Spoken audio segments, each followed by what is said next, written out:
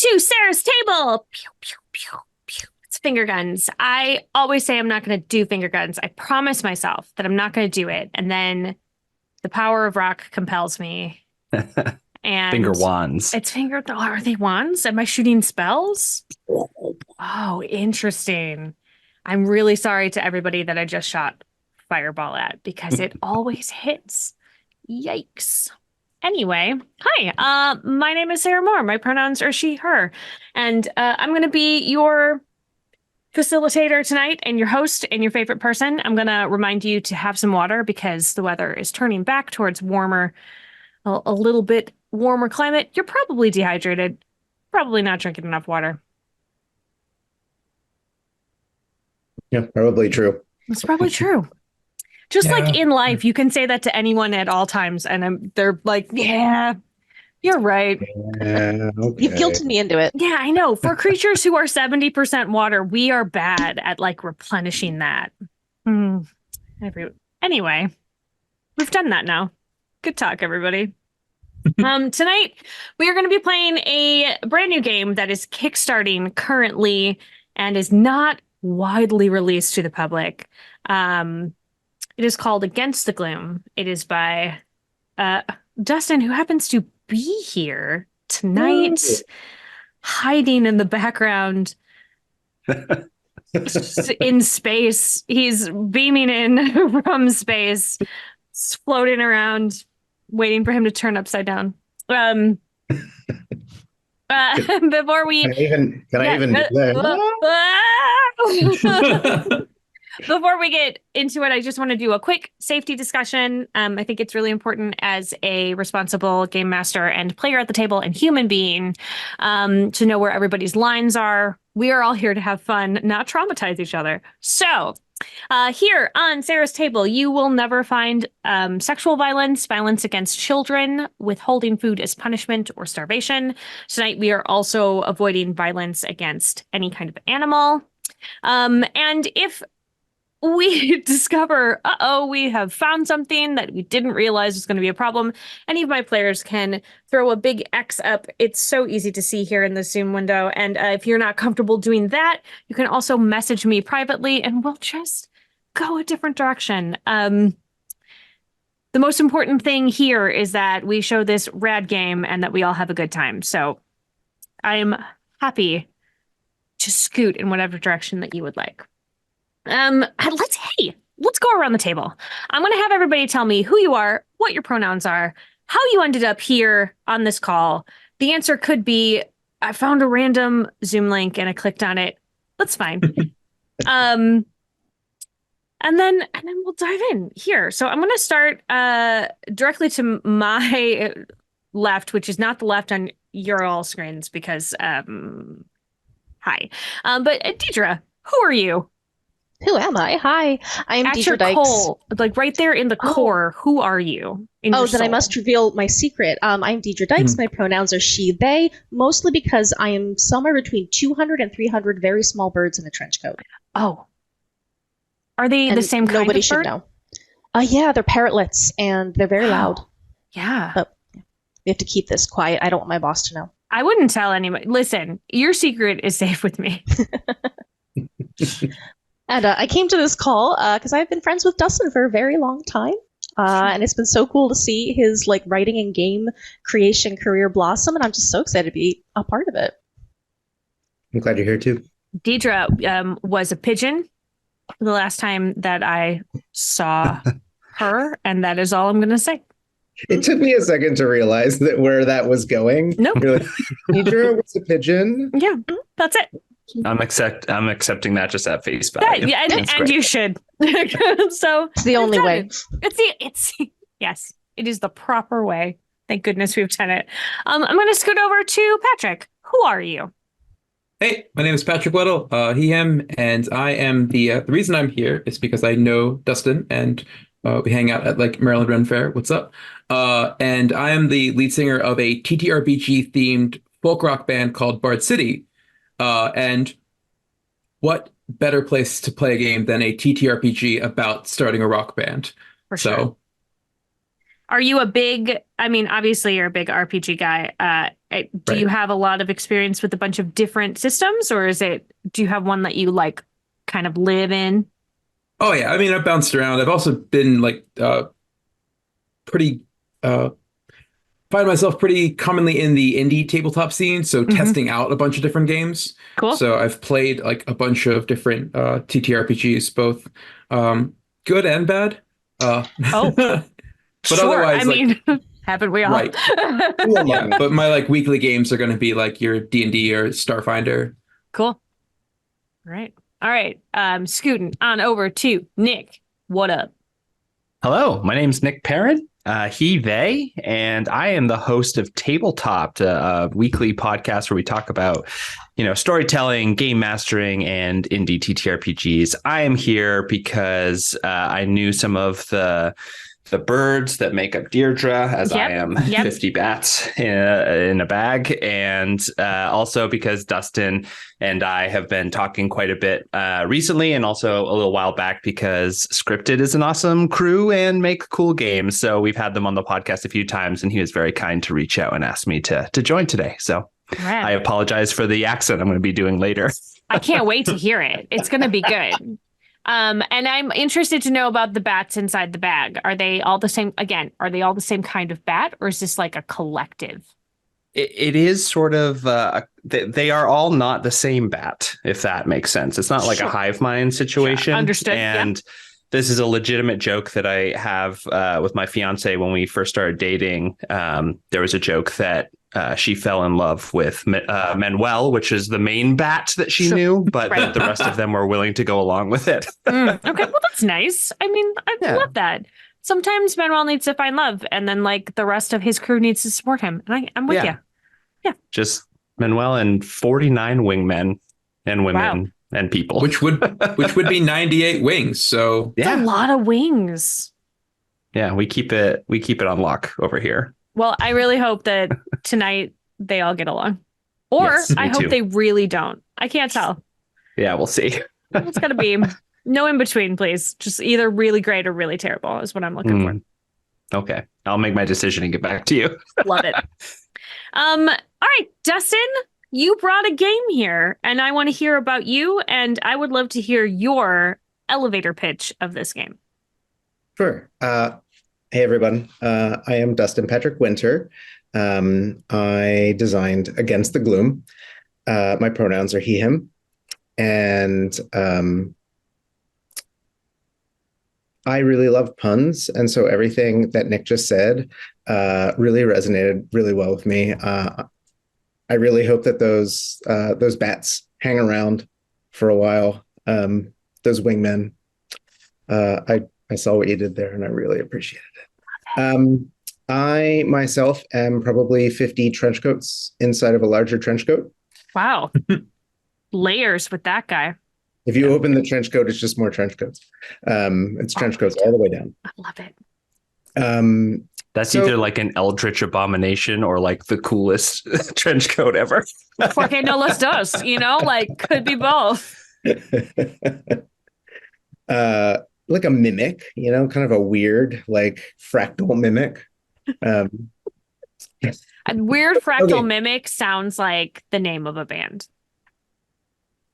And is the next game produced by Scryptid Games? I do love the idea of a fractal mimic where it's like keep opening up chest and chest and chest, and by the time you get to the actual mimic, it can like bite your pinky. Yeah, it's just like not a threat at all because it's just so small. Oh, God. Lick it away. That makes mimics seem really adorable. Could be. They got to start somewhere. Baby mimic.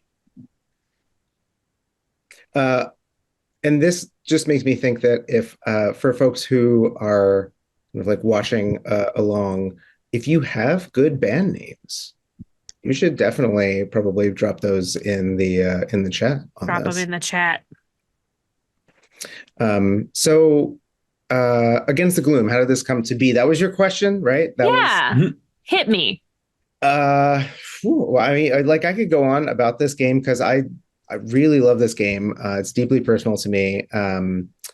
I as with a lot of projects and a lot of people who are on the ADHD side of things, I started with a very simple idea, and then it just got wildly out of control and just got bigger and bigger. I blew it up until it became a kind of a thing of its own. I wanted to be able to tell a story that was a little bit different than some of the other games that I saw and had the opportunity to play in. The last game that I think that I had a long campaign with was Blades in the Dark.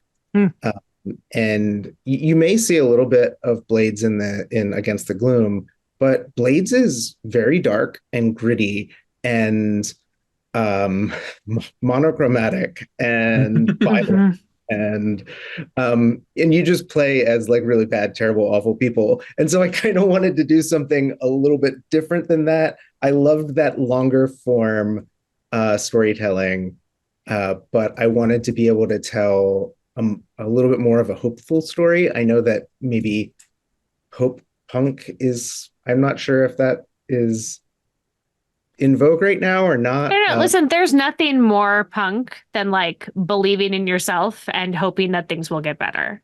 So yeah, I'm with you. It just, so I wanted to have something that felt that way, that felt like more joyous, but also was heroic and epic and very cool.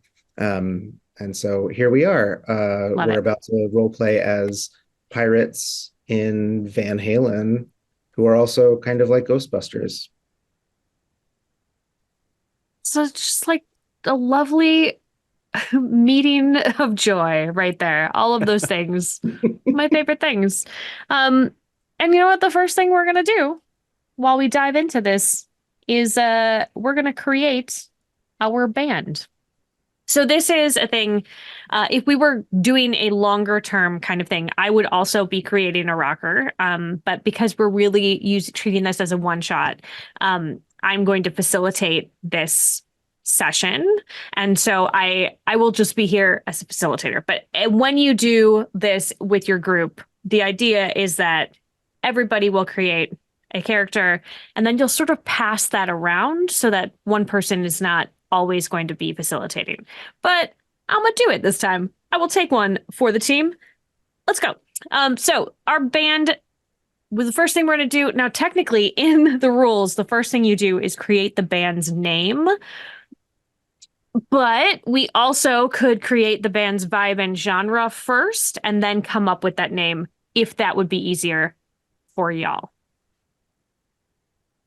Yeah, either way. I'm good reverse engineering it or just engineering the old-fashioned way. All right. This is important. Everybody should have input on it. What kind of band are you? For your vibes, let's get 2 adjectives that when combined describe who you are as a band. I know that we all know adjectives. I am happy to give you some options if you would like them. I have done this many, many times. I'm going to be silent until I'm going to let you all do this. Oh, See, Dustin is taking a backseat. Yeah, the character I'm bringing is definitely like big party energy. Mm-hmm. So I wonder if we could kind of incorporate that into that. So like fun, or are you looking at like, is it more about how much energy that you are bringing? Like, his signature song is going to be Applause by Lady Gaga, if that helps. We love it. Drag queens are going to love this band. Okay. Excellent. So maybe energetic is what we're looking for. Mm-hmm. Okay. Yeah, it could be a lot of energy, like a lot of energy. I love energetic. That's a good one. Okay. Yeah. Do we have a second? Some adjectives I was thinking of was like joy, grunge, I don't know. Joy and grunge. Energy joy. Let's do Energy joy. We love it. Okay, so definitely energetic. This is this is dancing music, I think. Mhm. Oh yeah. Yeah, Cool. so That makes me feel like can I throw one in? Cat crossing. your cat has That's gonna something to say. happen. There are 4 cats here, so They that- have a lot of things they have opinions about the band. They are the band manager, so I hope collectively they put on a trench coat together and then they become the band manager. I think the cat going by was approval of our first adjective. Yeah, love energetic. Yeah. Love it. Mhm. All yeah. right. Yeah.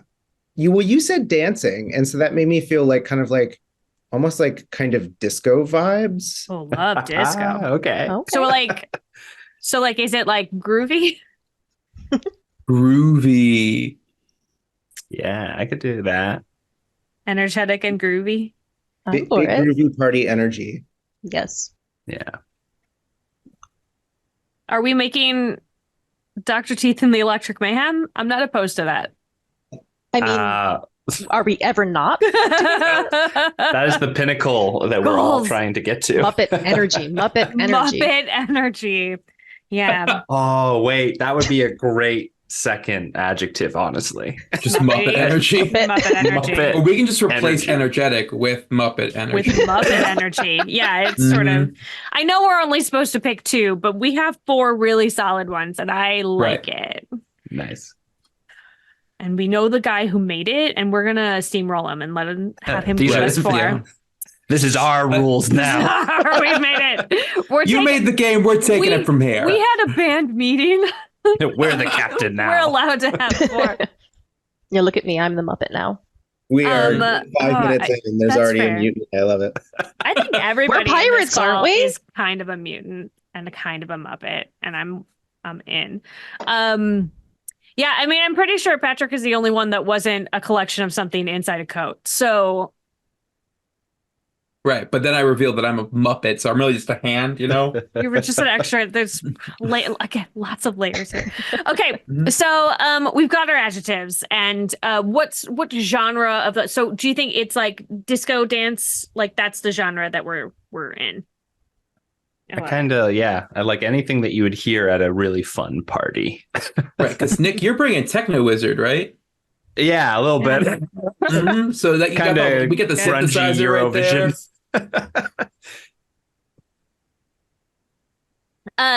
So what are a couple of real world songs and bands that have the vibe that we are looking at? I know that there's a couple of signature songs that we've already talked about, but it doesn't necessarily mean that those are the ones from the bands that are your influence. It's just that's sort of you at your core. So as a band, who are your influences? Do we love or hate ABBA? Love. I love ABBA. I unironically Yeah. love. Yeah, Just there we love go. it. That's my contribution.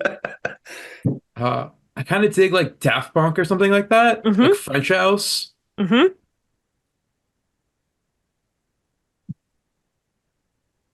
And anything Pharrell Williams is good in my book. Does anyone know of like a good like party band that has an accordion in it? Because I really dig an accordion. I mean, he's not really a party band, but like Weird Al has a lot of accordion. Weird Al. Yes! He's a one-man party He band. is a one-man Yes. party. I think the Dreadnoughts, but that's more of like sort of Celtic pirate rock, which might be getting away from the disco. Yeah. That's all right. We could still have We contain flavors of it, multitudes. right? Right. And I know this is not really the correct one, but I saw Basement Jacks in concert one time, and what an amazing show they put on, and that sort of has that like feel that like when you were like dance party music, I was like, oh, this is a Basement Jacks with all the lights and the. You gotta feel it. Yeah. I maybe had just been drinking a lot. I was living in Ireland at the time, and we just Basement Jack. No, I love Basement Jacks. I love all of these bands actually. Guinness just like flows from the sky like rain there, and I was into it. And also, I really loved when I was prepping this game. It made me think of all of my really favorite concert experiences that I had. Mm. I was like, oh yeah, and then I saw these guys and this thing happened. Just like good vibes from the game, everyone. Everyone at home, if you like music, pick up this game. Yeah. All right. What's our name? There's a So- list of examples, but Can I just throw one out that I've just been cooking on the back Please. burner for a long Please, time? please, We don't yes. have to use it. I just need people to know that it exists. yes. Rang and the Goons. Rang and the Goons. I was coming. That just popped into my head one day, and it's been with me for probably like 3 or 4 years. That's amazing. And I have to tell you, weird, because I definitely I had Rangoon for dinner tonight. Like right before I came here. I was like, what? I have 2 different kinds of Rangoon for dinner. Weird. My go-to fake band name ever since my brother and I played rock band together back when I was in high school has been Biological Stepfather. And then I found out that a band started with that name in 2019. And I was like, I'm gonna text Dustin, like, can you add this to the rule book? It'd be really fun. And it's like, wait, that's a real band now. Are they any good? Yeah, I mean, I didn't mind them. Did they take it from you? Absolutely. Did they bogart your name? Like, is that Sure. Why not? Someone was looking at like the high scores on Rock Band one day, and They're they're like, like, "Oh, Biological Stepfather. that would be Yeah, they saw like amazing." the 70,000th ranking, and we're like, God, gotta take that one. We know? found it. They didn't want to take 1 or 2, right? Then so people eyes are on that one, right? You Right, got to they'll go catch down that. a little bit. I didn't even know that you could see band names on Rock Band on the high scores. I Probably don't know if you can. I was so bad at Rock Band. I Oh never yeah, no, not great. I think we're all a little not great at Rock Band. It's Oh no, okay. I was really good at Rock Band. I just got was pretty humbled good, when I too. said that I could do a certain song in Guitar Hero on expert Oh. mode, and somebody went up to me and Oh. said I can play that song on the actual guitar, and I was like, oh, I should stop bragging about this. Yeah, Yeah. this doesn't I actually had a mean you are similar- good at the instrument. Womp Yeah, womp. tragically untransferable skill set. Right. But then I learned the bagpipes, so Hey, all right. That's also a good band name. But then I learned the bagpipes. But then I learned the bagpipes. I don't hate it. I don't hate it. But do any of our characters play the bagpipes? Doesn't matter. Or is that like the ironic twist of I it think- all? Yeah, I think that just adds to it. Or maybe our ship is called the Bagpipes. Oh. Yeah, the Highland pipes or whatever. Yeah. Well, then the ship's going to have to make potentially some unpleasant noises from Oh, time yeah. to time. Or at Oh, least yeah, just some like- noises that are louder than you would Or like. always. Or That's, always. That's how it moves. You just kind of like wheeze it. Like it has like a bellow. Yeah. Right. Yeah. The propulsion is just like the drone, so it's just like wah. Oh no. Or yes, unclear. I can't tell if I love it or hate it. Maybe both. Yeah, why not both? It has several masts, and they're all like the pipes from the bagpipes. Yeah. Yeah. Yeah. I'm in. All right. We have a couple of names thrown out. We threw out Weird Fractal Mimic earlier before we were even starting. It's So true. That's true. what do we like, one of those 3, or do we like Deirdre, I feel like I Yeah. trust your naming sense. Can you remind me of What- the candidates? So we have Ring and the Goons, but then I learned the bagpipes, Weird Fractal Mimic. We have Biological Stepfather, trademarked because Yeah. Patrick said it first years ago. Oh, It's I feel like they've done it's more a with it. parenthetical. It's a They may really have taken the long- IP a little further. Yeah. Right. Yeah. I'm gonna let them keep that one, All right, you 'cause got off the hook this time. Biological Stepfather.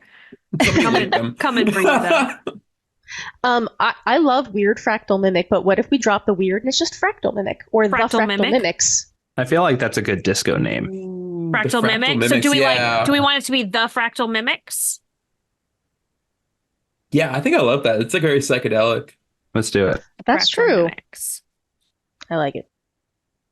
The music videos I'm already picturing, like just us on a green screen and then just whatever colors in the background. so It's just many. like kaleidoscopes every single it's time. like we are just stuck inside a kaleidoscope. But Mhm. somebody missed the memo and actually wore green to the shoot. It's just kind of a problem. Or was that on purpose so that their outfit could be also a weird kaleidoscope? Everything.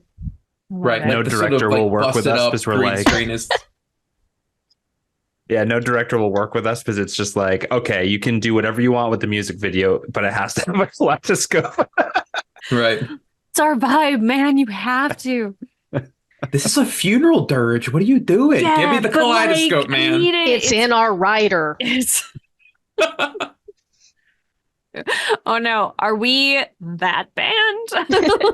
Not Oh yet. no. If we find out our characters are, then we will learn quickly. And then we'll learn. That's fair. All right, so now we're gonna check out the ship. So it's like the van or the tour bus or but this is mostly from the world. I have been told that it has a distinct nautical flair. Right? We're pirates. We are Muppety, energetic pirates traveling through the gloom. So we need a name for the ship and we need to describe it a bit. Each of us is going to get to suggest a detail for the ship. There is a list, or you can make something up on your own. Do we want to name it first and then define it? Or do we want to define it and then use those to give it its name? I mean, I still kind of like the idea of it being called the bagpipes. We can absolutely call it the bagpipes. Yeah, So sure. I do have I feel like there should be a rule that if you spend over like $500 on an instrument, you have to name it. So my bagpipes are named Ethel. Ooh. Oh, I love that. What if it's like Ethel, but the brand name of ship is like a bagpipe Right. like style ship, but it's called Ethel? Bagpipe class. It's a bagpipe class. Yeah. Yeah, Right, yeah. bagpipe class ship. To piggyback off that, visually, when I think Nick mentioned the like pipes being at like the different angles, Yeah. I picture like a Chinese junk with like the slightly angled Yeah. angular Yeah. sail. Yeah. Very cool. And then a lot of boats have names like, Danny's Joy or, these weird. What about, could we incorporate Ethel somehow? Like Ethel's something. Hmm. Ethel's Ride. The absolutely fabulous Ethel's Pleasure Cruise boat. But we Wow. understandably shorten it. And then Right, yeah. just call her Ethel. Like, Let's call her yeah. Big E. Wait, no, too short, too short. we've overcorrected. The absolutely what now? I need Oh. the absolutely absolutely spectacular Ethel's Pleasure Cruise ship.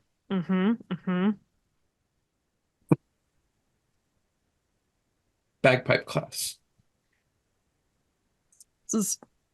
The whole show is just going to be saying Ethel's full name. Right. Well, it's going to be hours, being you guys. corrected every single time. No, because we're hang never on. gonna You said remember. it wrong. You said it wrong. I feel like every time you pull in to a new gig, they're like, oh, okay. And we have written down that it's Ethel. And you're like, no. Excuse me. Oh, do we have like a swear jar for every time you say the ship's name wrong? You put something in it. Yeah. You put a Yes. guitar pick. Oh, you guys are going to be all out of guitar picks. They're all in there. They're locked. I can't get to them. Okay, so hang on. I will copy and put into the chat unless let's see. Beep beep beep beep. There's a lot of options. And everybody gets to contribute two to them. Da da da da da. This is my I'm working and filling time little song that you all got there. You're welcome. Nice. Oh, we get an original. Ba, ba, ba, ba. My partner always laughs at me because I'm just like beep beep beep beep beep beep beep. Like, what are you doing? I'm like, shh, I'm just doing stuff. It's helping. My housemate makes fun of me because I kind of fidget a lot. I'm like, it's like my idle animation. Like Yeah. you know, in like fighting games, and they're always just kind of, yeah, that's me. I do a lot of I just do this when I have food and I'm excited. I mean, it's when I'm excited, but that's mostly because I have food. And I'm like, Yeah. dee, dee, dee, dee. All right. So let's check out that list. Or you can come up with your own list. Like if there's not something on here that speaks to you, I want you to be able to come up on your own. I personally love a good list that I can choose off of or roll off of or whatever. But I feel like this is a kind of game that you really want it to like organically come out of you. So tell me about the absolutely spectacular Ethel's Pleasure cruise ship bagpipe class transport that you all live on. Does anybody have one ready to go? I'm just so hung up on the bagpipe aspect that I feel like I'm like gonna drop some like bagpipe knowledge on y'all. Please. There's something you can do to sort of maintain tight seals on your set of bagpipes, which is like if it's a hide bag, if it's like a natural bag, you season it and it makes if you season it yourself, it makes the whole place like reek. And I'd like to think that, you know, it smells like old, sort of like acidic. I don't even know what the best way to describe it. It's what do you season it with? Yeah, it's like a actual bagpipes. What do you season it with? I don't actually know what it is. Oh no! Yikes! I really should have. That's concerning to me. Yeah, I mean, I'm sure it's fine, right? Sure. Yeah. Is it like an oil? Is it like a powder that you rub it? Like what kind of substance is it that Patrick, may I jump in and give you a little inspiration? Because I actually worked at the Boston Tea Party Ships and Museum for a while. So I have some ship knowledge, not bagpipe knowledge, but ship knowledge. And they would actually season ships with pine tar. So they would basically rub all of the ship down with pine tar, and it would reek, and it would also make the ship highly flammable. Oh yeah. Ooh, okay. Wait, Nick, you worked at museum ships? I worked at museum ships. Hey, look at that. Worlds. There we go. Colliding. Best friends. Ships in Baltimore, Best baby. friends forever. So is the thing that you're contributing that Ethel smells really bad? Is that Yes. Like it smells like a classic tour van. Yeah. There is one in the list that says one half of the ship smells like something and no one knows why. Exactly one half of the ship. All right. Right. All right. Not a rosy picture to start with, but let's see where we get. No. Who's next? Who's got something? I got something. Oh, Deirdre, you go. Nah. Okay. I always like the idea of it being second, third, or fourth hand. Like, I think similar to the like held together by a prayer. Like, not necessarily in bad shape, but we just kind of like sometimes it takes like percussive maintenance, and you just kind of got to keep her running. Yeah. She's got quirks. She's old. She's got quirks. So, is she fourth hand? What hand are we on? Yeah, what did the Carfax say?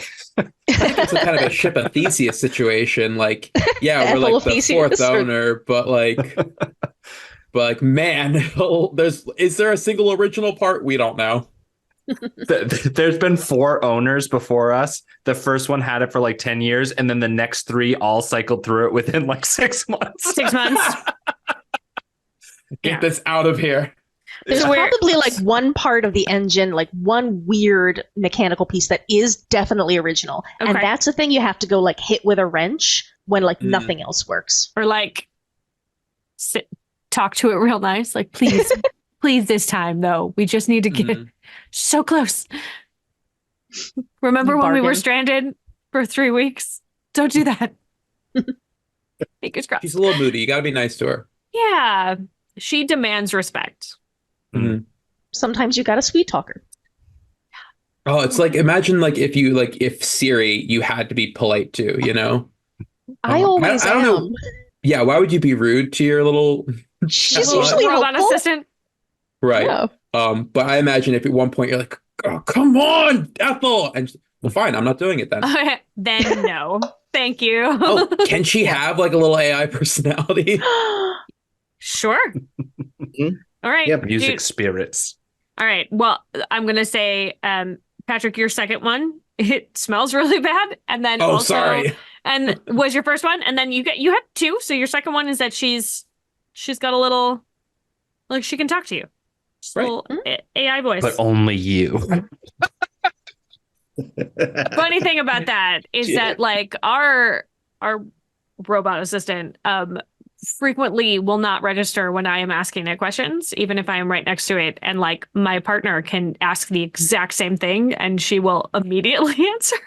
But if I'm like, hey, what's this? Or I'll tell her to turn on the light or turn something off because we have it all set up, and she just fully ignores me. Rude. And then he says it right after me. And she's like, of course, Jeff. And I'm like, what? You jerks.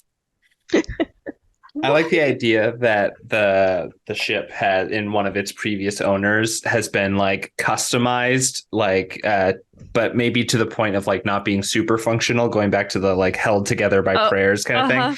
But I like the idea that one of the pipes can be like lowered, and if we all like play music in like this little amphitheater, it will like shoot the music out the back if we need to speed up. Ooh. Nice. Okay.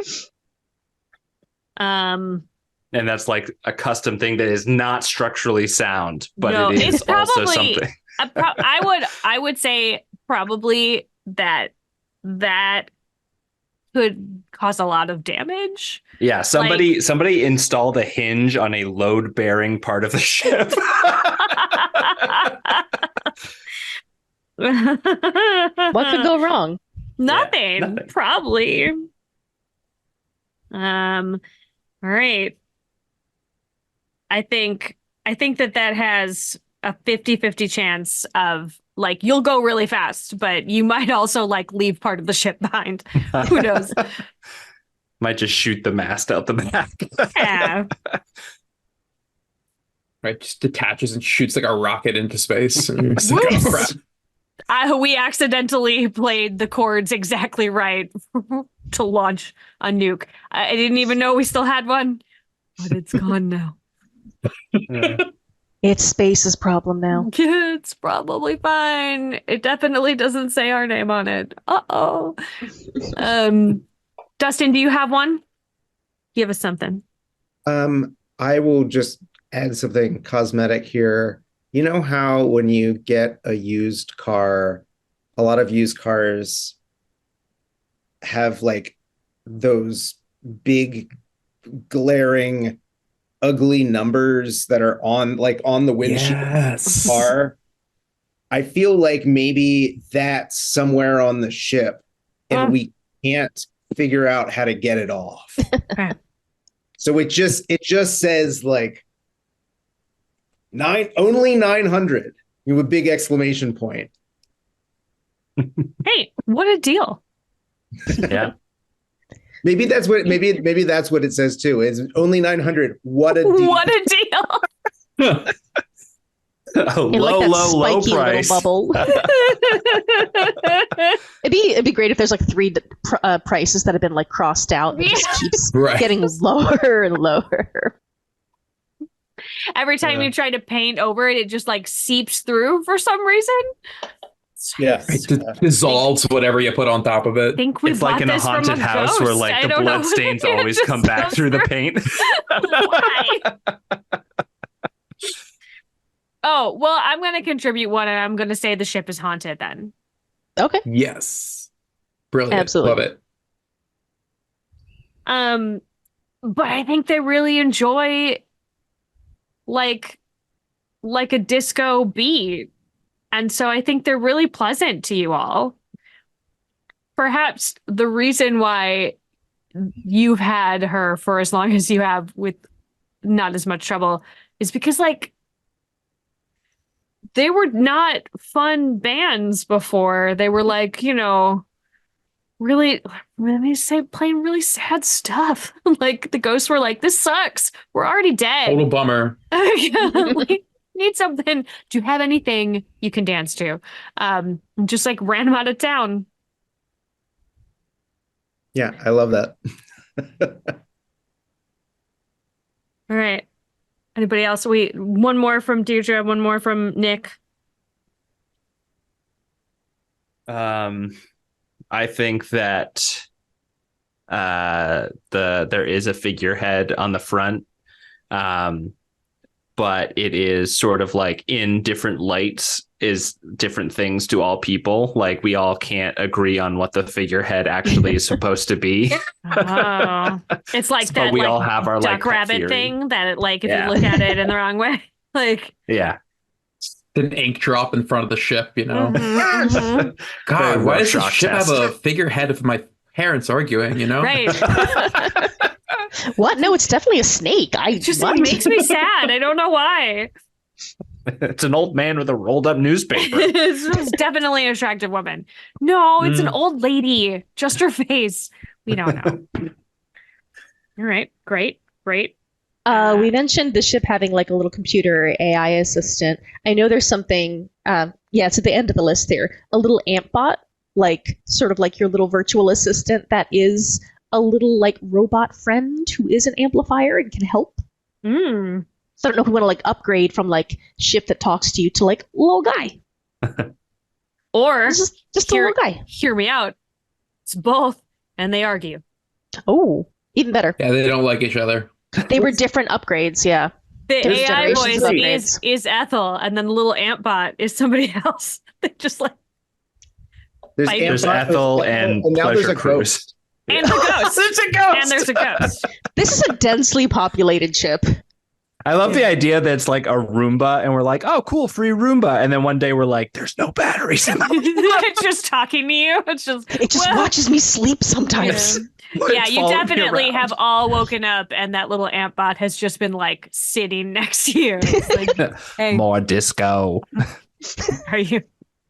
Yeah, the Ampbot and the AI definitely get in arguments, and they definitely try to get the ghost to agree with them. Oh yeah, And they're like, listen, I don't want to Yeah, get involved with I mean, this I one. think AI voice is mom and Antbot is dad, and then Ghost is their poor child that they're putting in the middle of their fights all the time. So Oh, God. it's got a little weird. Is that what it looked like at the figurehead? Yeah. You said the ghost is like, I'm going to tell you what the figurehead means. I've got it. So sad all the time. It's me being alone in a room finally is what it is. Do we want to add anything else? I love that. I think that's I think good. we got a good. We feel good about it. Pre-owned ship. Yeah, pre-owned. Pre-loved. Just waiting to find us. I feel like we did a good job of making sure that the facilitator had 3 extra voices they have to pull out at random times.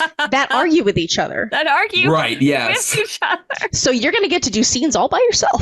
With Yeah, yourself. we're going to take a seat back. Yeah, you know, we'll just, like, handle it. I'll I just just sip don't some feel water. like doing anything. I'm just gonna take a little break. Yeah, if we ever continue this, you can just like pick the ant bot to be your band member. Yeah, or the ghost. I think the ghost would want. I would definitely. That'd be pick the pretty ghost. metal. The, I love the, that. the ghost wants to do it. It does mean that you have to like carry the thing that the ghost is inhabiting with you. If you forget it, I think it's maybe like a locket or something. And if you leave it on the ship, then you don't have your bass player, which is a problem. Like, oh no.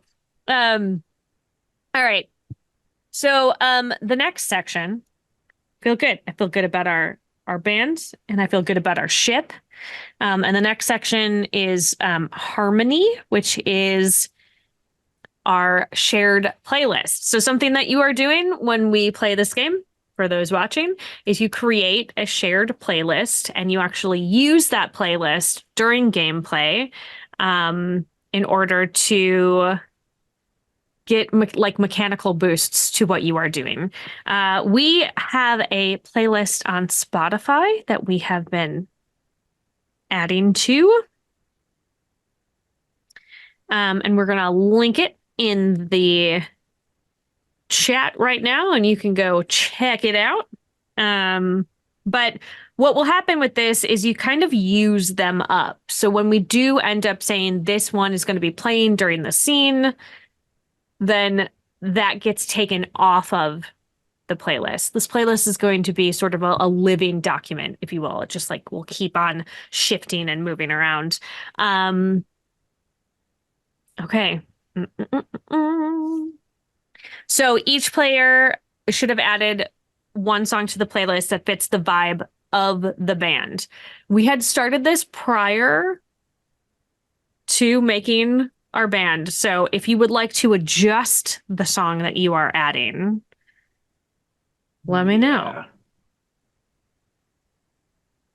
I can be real quick about it. Yeah. I know exactly what I'm going to do. Oh, love that. Mm-hmm. Also, like, then it's very fun that you have this sort of concrete thing that you can listen to. This will probably help you in between sessions, perhaps, to get back into the right mindset for the game, for the sessions. Also, like, maybe will help you remember. A lot of people link music with memory, and so might help you. Oh yeah, I remember this song was playing while we did this thing. Could be really nice at the table.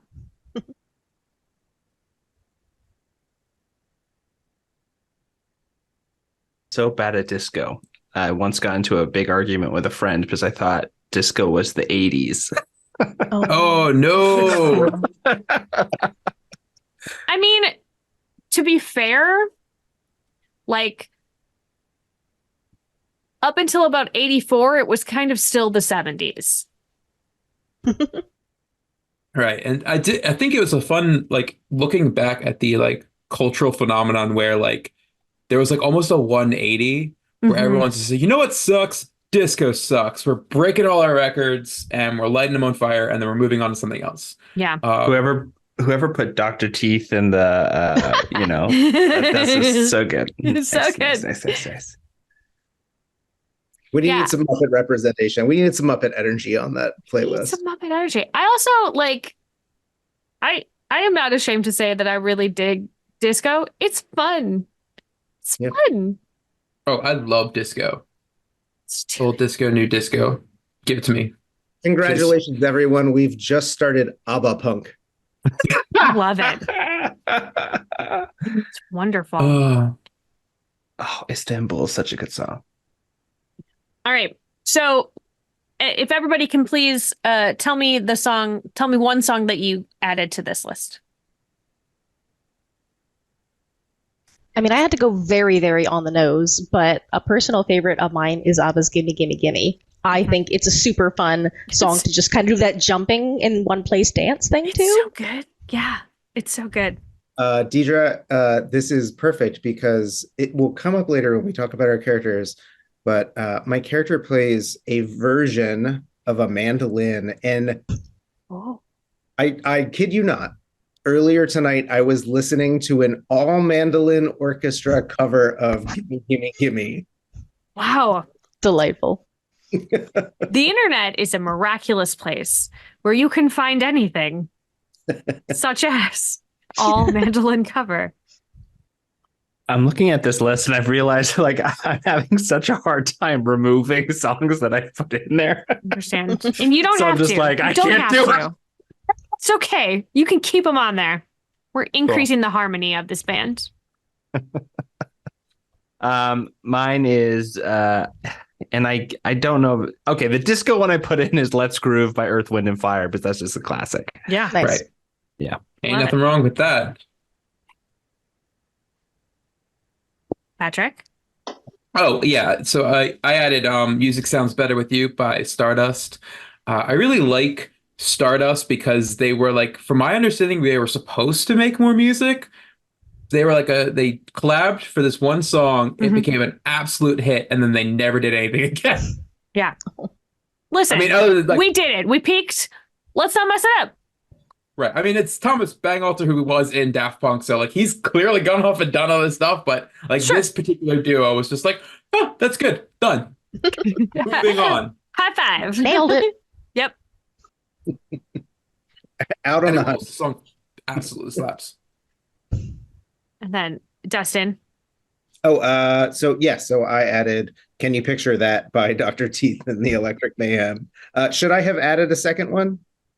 No, I think one is good to start with. We'll end up adding everybody's signature song on there as well. Speaking of which, the next thing that we are going to do is our characters. When I know that you all did a lot of work on your characters prior to coming in here. So before our bio break, I'm going to go around to each of you. I would love for you to tell us about your character and then end it with your character's signature song. And then we'll scoot on out before we do some other stuff. Let's start with, Dustin, I'm going to have you start us off so that we sort of have a good format on how to describe our characters. Who are you here? Okay, who am I? So I use the playbook, the Soul Bell. I'm sort of the glue, the peacekeeper of the group. And my character's name is James Salty Diggins. He, him. He plays the electric bass mandolin. Okay, I love it. Turns out there actually is an octave mandolin. It's deeper, but I thought more than that, even more than that, bass mandolin. So he's pretty dopey, spacey, kind of a space cadet, lanky, hippie, just lots of kind of oversized tie-dye, like Shaggy from Scooby-Doo. Right. If he was also sort of like a mystic. Oh, are we implying that Shaggy is not a mystic? Because I feel like he could tell us some things. Like at the Jedi Council, there's that guy that's come on, guys, let's go. It's the mystery. Yes, that old chestnut. I would watch that. The Star Wars. Yeah, I'm with you. So at his most hopeful, Salty, there's sort of just this general haze of unknown kind of smoke and vapor that just accompanies him wherever he goes. And when he is at his most hopeful, it smells really kind of nice. It's just this kind of like you're in a hookah bar, but you're not smoking. It's just lots of. Sure. It's like when somebody's vaping and they've got a cotton candy thing, and you're like, oh, what is that? It just smells nice and sweet. Okay. Yeah. All right. And he and it's kind of all purpley and just seems nice. Just this haze of smoke that just kind of follows him around. And also a cat. He has a cat named Mr. Socks, who is an enormous Maine Coon, who he's just always holding. And Mr. Socks is always very floofy.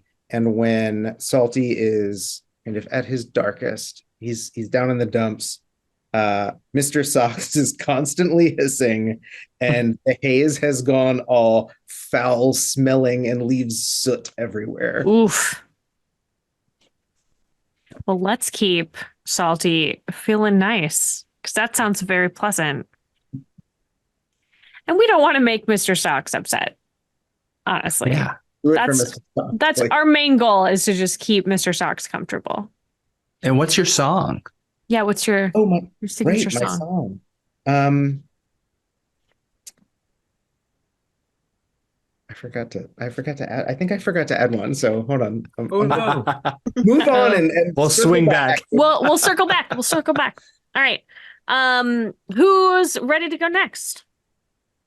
I can go. Deirdre, we keep doing this. Go I'm for it. sorry. It's the birds and bats. They're like It's true. Yeah, in we're the ready to trench fly. coats. The sky puppies and the birds, just like we're on same level. So I was going to go with the Heartkey playbook, which is sort of like the person who makes like a safe and warm space for the band to exist in. Love that. Her name is Emmy Silverbell, and she in the alignment chart is like the looks like a cinnamon roll is a cinnamon roll. Oh, Eternal optimist, probably to a fault, very naive, just really kind of finding her feet in the world for the first time.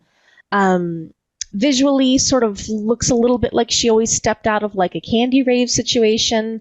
Pastels, colors, her hair is long and pink and lilac, and she's always wearing chunky jewelry and, very feminine clothes. And when she is at her best and her brightest and her most hopeful, she almost takes on like an opalescent sheen just sort of all over her hair and clothes and eyes. But when she is really at her darkest, the definition of her body sort of starts to blur and little cracks appear in like reflective opalescent colors as she's kind of coming apart. oof. And what is her signature song? Her signature song, again, very on the nose, but you will often find her like on the prow of the ship staring wistfully into the distance with the breeze blowing her hair. So it is When Will My Life Begin from Tangled. Adorable. I'll go next. Yeah. And again, forgive me for this accent, but I'm going for it. Can't wait. Do it. My name is Gunther Scheisser, techno wizard and overall wild nut man. Gunther is always wearing sparkly shirt, very much like Disco Ball, with glasses that hide eye shape and color, though they are very beautiful. At his best, or their best, their bleach blonde hair and eyebrows are very well defined. Lots of products, but when feeling sad, they get droopy and brown. I am a tech wizard and split my time between synth and drums, but you never know what you're going to get with me. And my song is Start Wearing Purple by Gogo Bordello. I'm sorry. I missed your name because I was... Oh, it's Gunther Scheisser. Gunther Scheisser. Yes. Gunther. Delightful. All right, I think I'm the last one then. Yeah. All right, so my character's his name is Johnny Alto, but people call him AJ, even though that's the wrong order. Sure. And so he's a silver tongue lead singer, frontman. Very energetic, very like positive vibe. Like, oh yeah, dude, that sounds great. Oh, absolutely.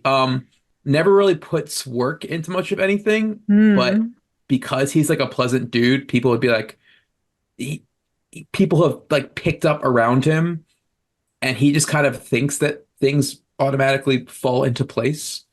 So like he gets on the stage and the band might be tuning up, and he'll like tap his microphone and be like, all right, we ready to go? And like the guitar players are like, what are you doing? Like, just because your thing is to easily set up just like a tap, tap, it's on, great. Doesn't mean that's the way it is for the rest of us. So the way he looks is he has like cut off black jorts. He has an oversized jersey from his hometown minor league baseball team. And like just a faded ball cap. And he's down for like, he's always like, if you're in the audience, he'll be like, yo, did you hear like they're doing like that hi-hat and like the 2 and the 4, like pointing out like little tiny details like that. Just be like, yeah, that part was sick right there. And always down for a collab, doesn't know music theory, doesn't know sheet music. But that's just like his vibe. He's a total party bro, kind of a moron, but he makes it work. Just because he's pleasant to be around. So when he's at his most hopeful, he's happy he's like in the middle of a crowd. Like that is where he like thrives, is a crowd of people. He's either on stage or he's in the crowd listening to another cool band play. Um, he's just absolutely 100% in the moment. When he's at his most despairing, he's actually in denial about it. He'd still kind of pretend that everything's all right. And like if he's truly at the bottom of the barrel, he'll just be like, "Man, this is just a total bummer, dude." Um, so yeah, vocals, kind of like a party bro himbo kind of thing. And his song is Applause by Lady Gaga. Delightful. Um, all right. So the last thing that we need to do to really forge everything here is do some relationship questions. But I am going to have us take a quick bio break before we do because we've been going for about an hour. So I don't know what is appropriate for disco music, but you should all have that as your break. Go get yourself something to drink, something groovy and psychedelic, and maybe like I don't know, some snacks you would get at a club. Don't eat it off the floor, is my suggestion. Oh yeah, Eat just a bowl of seems Starbursts. bowl of Sour Starburst. Skittles, maybe. Oh yeah, yeah. As long as you don't get that bowl and the bowl of keys confused, it's different. So we'll see you all back here in a couple minutes. Bye.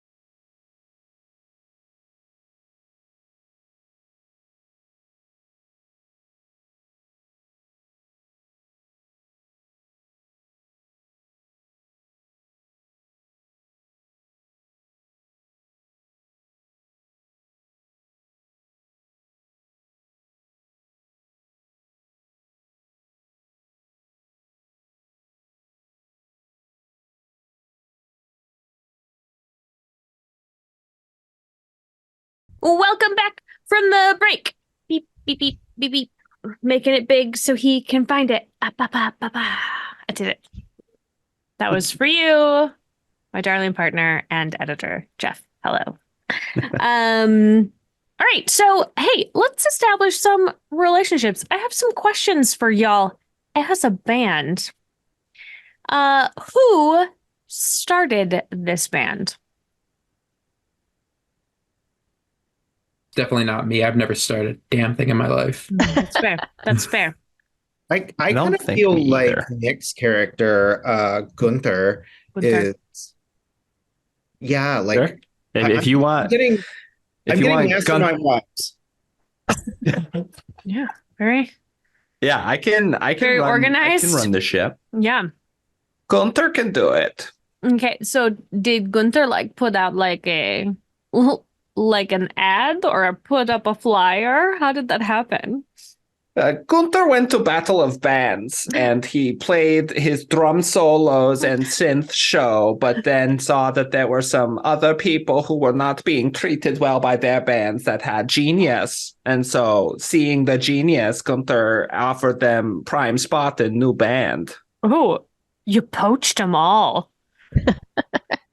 Yeah. Excellent. Oh, I love that. And sometimes you just gotta get out there and see what's out there, man. Yeah, man. Yeah. This is great. Salty, why don't you tell us how that, like, why you were convinced? What happened there? Like when you think about the universe, man, and you think about like how everything is connected,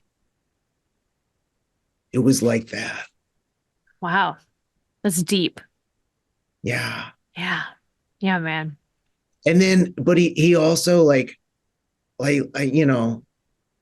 Gunther was nice, so I liked that. So Oh. just started to we were like hanging out for like a long time, like 10 minutes. That's so long. I feel like I really got to know Gunther. And just Yeah. like that bond, that soul bond. Yeah, I do know. What about you, Emmy? Why were you convinced? I don't think it took terribly much to convince Emmy, who was just sort of looking for the opportunity to really see the world. I'm trying to figure out like what she would have been doing in another band. It was probably like backup vocals, which really just meant she sat in the wings, like mouthing the words, like I'm gonna get a chance someday. I'm gonna get to be in the spotlight any day now. Oh, Emmy needs a hug. Very much so, but mostly just gives them. Yeah. Emmy needs spotlight and Gunther provides. Really? Oh wow.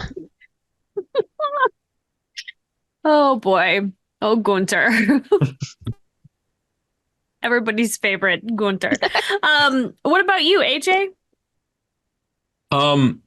Yeah, so it's a funny story. So we were playing the show down at the Wink and Dragon. It was a lot of fun.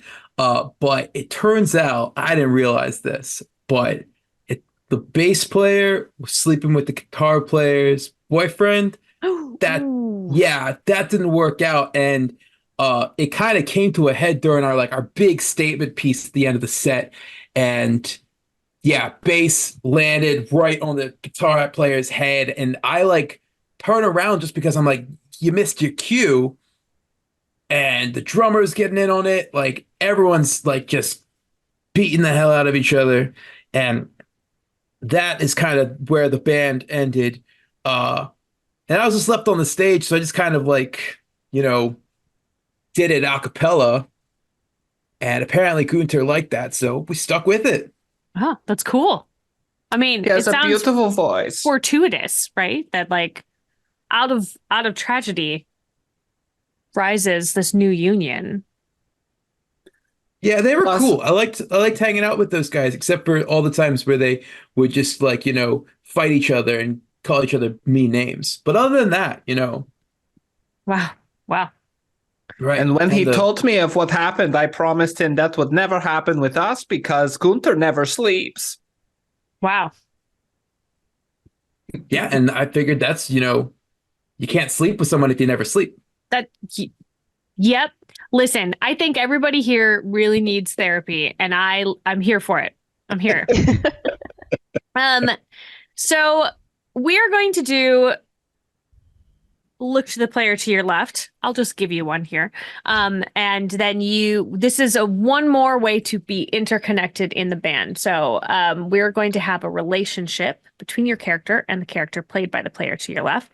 However, this is all very consensual. So I want you to, like, everybody, both parties have to consent. They have to be comfortable doing it.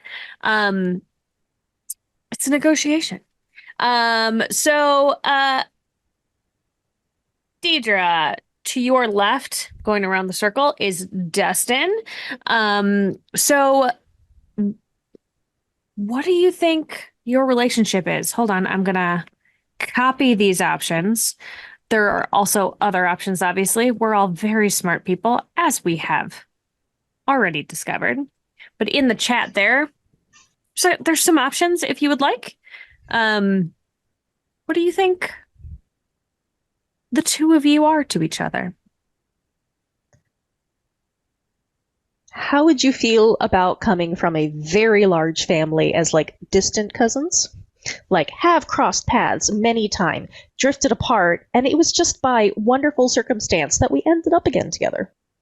Yeah, no, I totally get that. Like, I think like on just even just like a molecular level, I think we're just pleasant people to be around, and just like it's just really cool. That's like a really cool idea. I like it. Yeah. I think Salty is high enough that, like, he thinks everybody's his cousin. That's true. Like on a galactic level, aren't we all just family? When you really think about it, aren't we all sort of connected on a soul level, Yeah. And Emmy's like, no, I'm your actual cousin. Right. Oh, right. But we used to do sack races together right. at Do you Uncle remember Eric's that house. my mom is your mom's sister? Listen, it's cousin. Okay. Yeah, no, I do remember. We exchanged hearing Christmas something. presents. All I right. got you a race car. Last year. We lived together for 2 years. 6 months ago, we saw each other. Oh, I think I know that guy. Well, I'm Really playing them pleasant tonight. to be around, but like doesn't remember anything. All right. So Dustin, the player to your left is Nick. What about Salty and Gunter?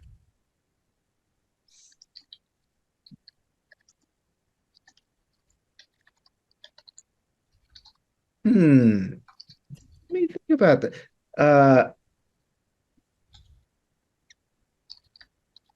How do you feel about being the keeper of a secret? Gunter never Ooh. tells. And he never sleeps. Gunter, is there anything you do? I paint miniatures in my time off. Very relaxing. Of course you do. What's the secret? I think the secret is that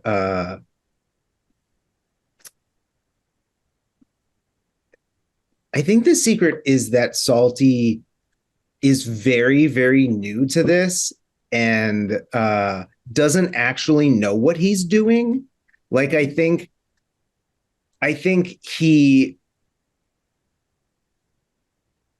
it was probably a mistake that you thought that he was like really good, because I think he was faking it a little bit. I think he was just sort of like pretend. Like, I don't think he was plugged in on the night that you came to see him play, because his other band members were like, "Oh, we've got to actually play good tonight," and so they like unplugged him. And he, but he is terrified for anybody else to know, and he is trying to learn.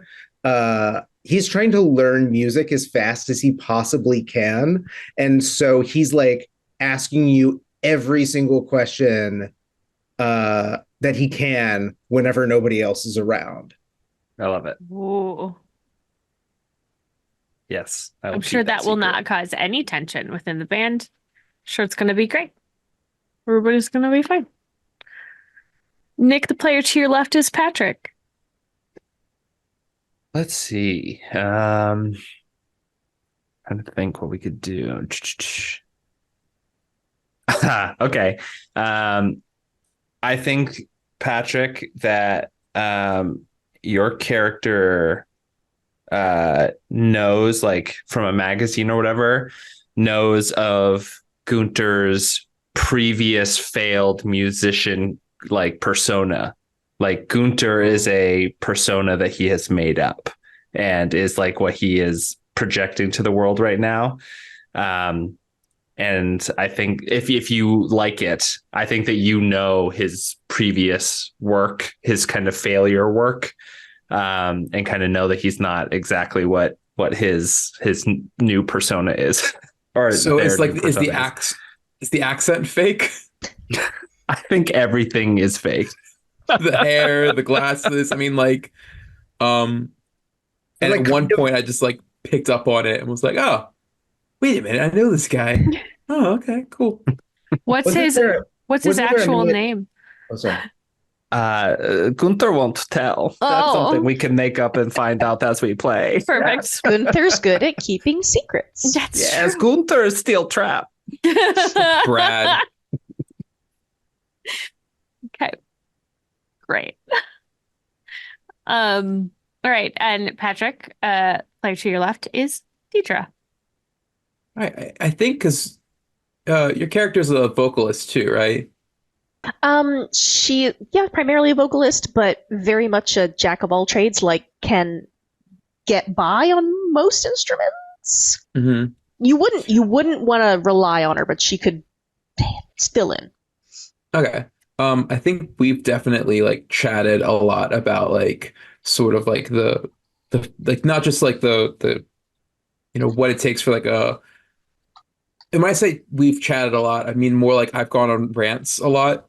But we talk shop in like the biological aspect of like singing and like the different parts that you have to engage and like, oh yeah, so you just gotta get like the tension in like the tip of your nose, and once you get that, you really hit those high notes just like that.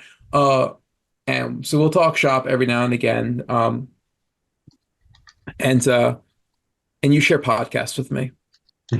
Excellent. Everybody loves Ira Class. It's true. Look, you're not wrong. Big NPR band here. That's all. Yeah. What I'm Do we getting get to up. do a tiny desk concert? I was about to say that's the I goal. hope so. Okay, so we have created our band. We have built our ship. We've created our playlist, formed our relationships. There isn't rules in what I was sent, but there is a bullet point that says something about creating an Ancora. Okay, so wow. yes.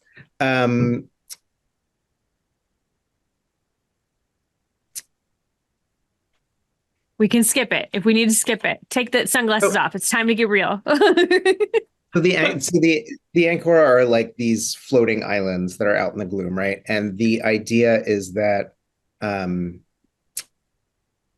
the end of each session, not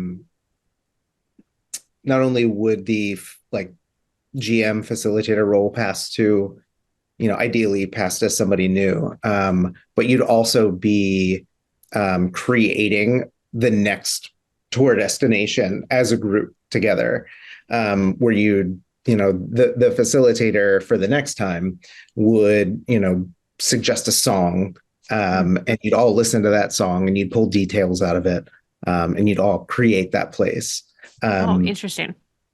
So for the sort of like session 0.5, so like after you've kind of created all your characters and everything, you would play out an establishing scene. So either like your first rehearsal or your first gig. And in the game, we have that place is just, at a bar called the if it's the first gig, it is at like at a bar called the Whimsy. And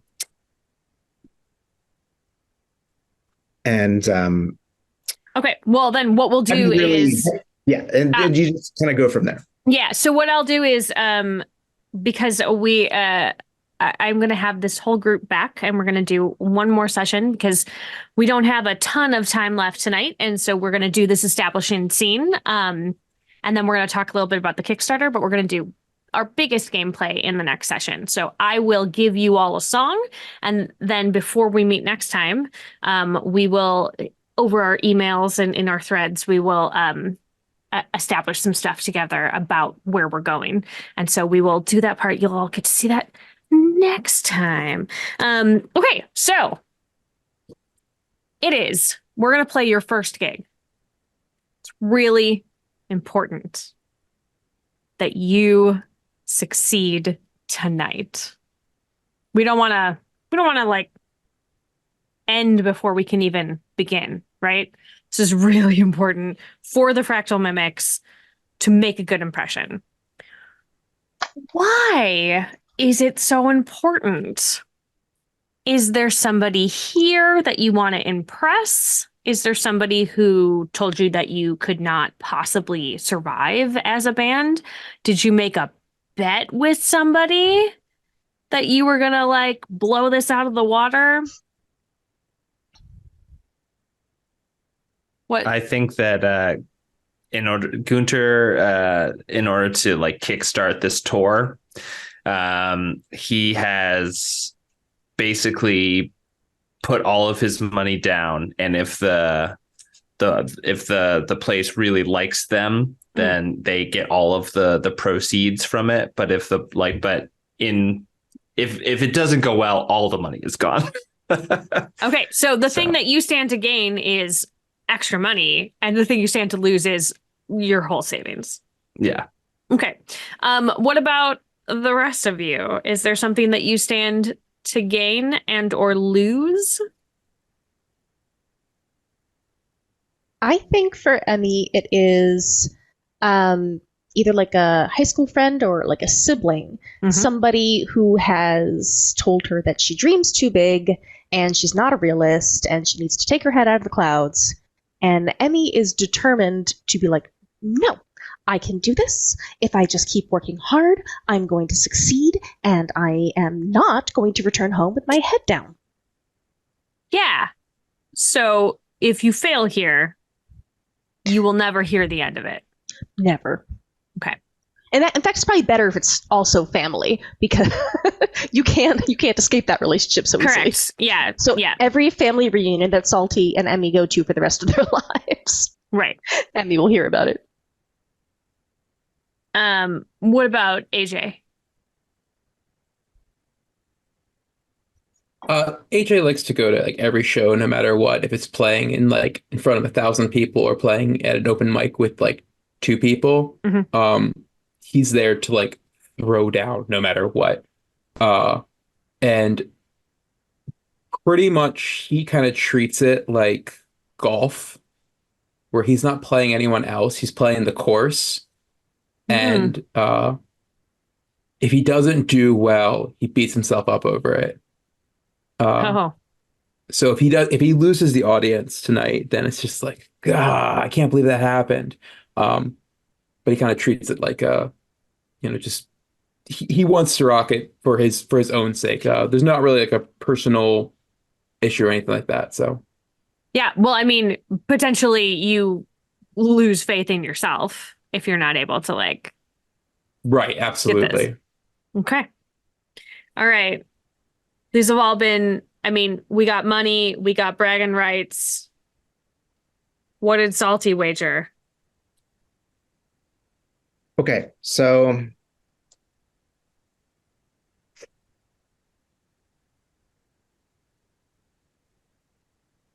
I think that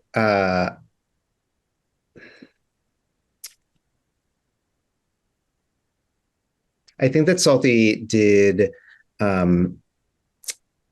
something really, really, really, really dumb when he left his last band. And that was stole equipment that wasn't his. And he has kind of promised that person that he just needs to hold on to it for a little while longer. This very, very nice electric bass mandolin that Salty calls Sheila. And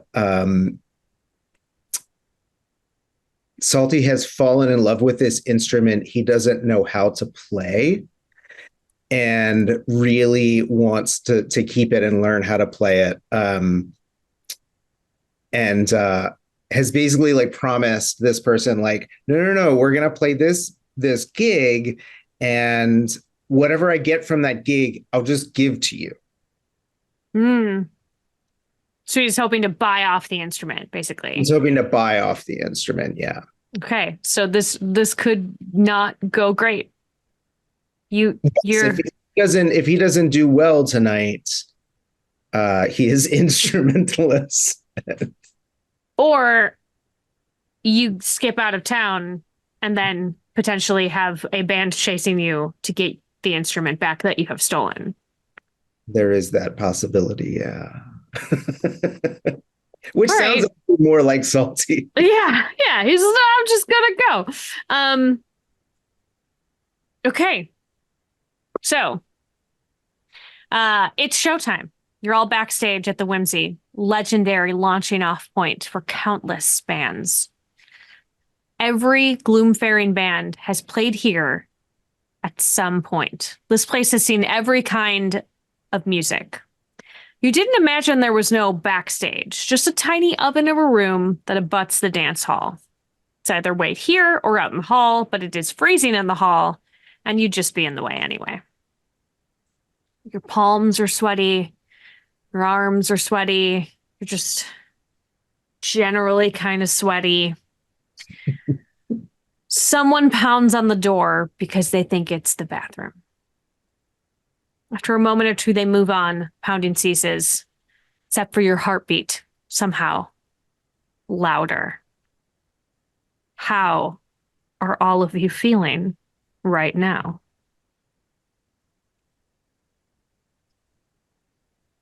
Emmy is just sort of like braiding and unbraiding parts of her hair like super fast, just kind of staring around.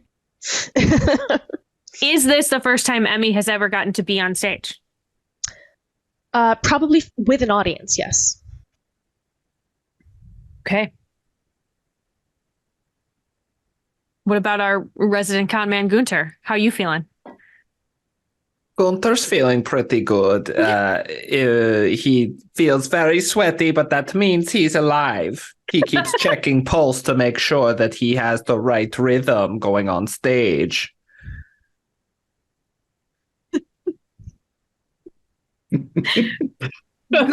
Gunter is very sweaty, but that means he's alive is maybe the name of your first solo album, I think.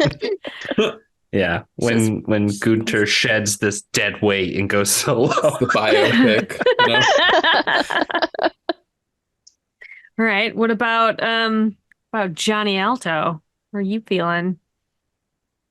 Gunter, you really think these sequins work? I'm telling you, you need to shine. You need to sparkle. If nobody catches, if you don't catch no one's eye, then how are you going to get big?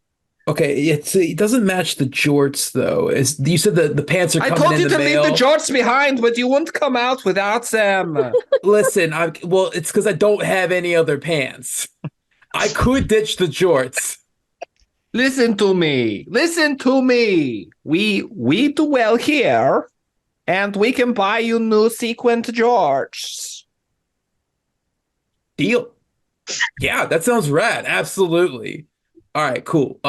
That's such a nice compromise of like, you can keep your jorts, but I want them to be sequined. Yeah. So like, how deep does the V need to be? Like, is it all the way or is it like? It is as deep as it needs to go. See that? Wait. You're right. Yes, of course I'm right. It's as deep as it needs to go. Exactly. Now go check yourself in mirror. Make sure it's deep enough. I'm ready. Salty, if I could talk to you for a moment. Yeah, I like what you were saying about like how things are like really deep. Yeah, You know? that was just something I said. Now, Salty, I'm plugging you in tonight. Okay? I'm leaving you plugged in. It sounds risky. Well, that is a risk I'm willing to take. I believe in you. And I'm not just saying that like I was saying with the deep V. And then he winks. I look at Emmy like, Emmy, is this feed deep enough? I feel like you measure the V with your heart, not a ruler. It's fine. Oh, Hey, that's cool, a 'cause I'm very measuring with my smart. To navel cut top right so it now. become hard. Navels are very in this year.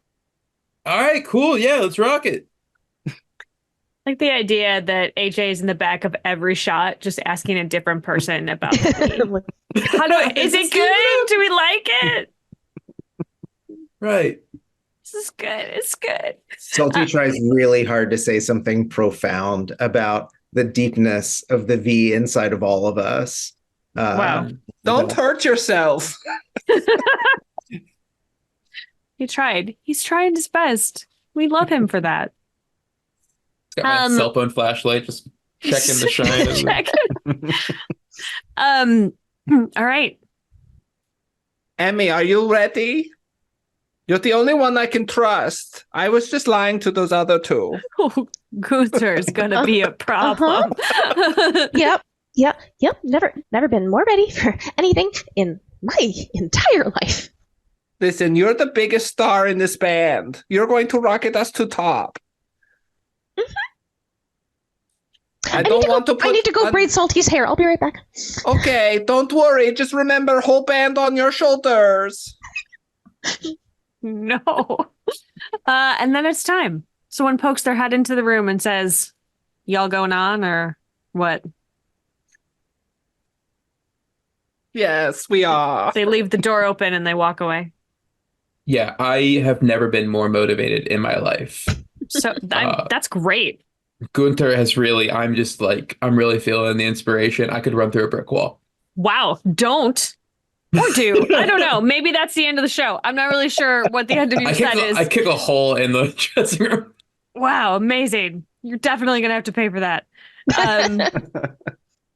You head out on the stage. This place is packed to the gills. There's not room. And the crowd, you can hear that they were really relishing, kind of booing the previous act. They did not like what they had to say. And it's rowdy. Like,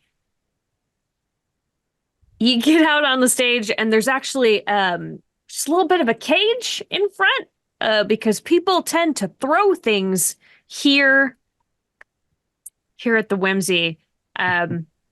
Yeah. Blues Brothers style, the chicken wire. That's right. And so when you get that check, you're just going to want to sign it in the car on the dashboard.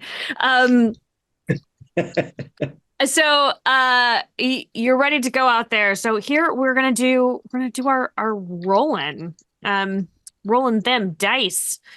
And I was looking here at my cheat sheet that Dustin so lovingly put together. It's pretty amazing. And it looks like we get to play a little bit of poker with it. Poker and Yahtzee. Poker and Yahtzee.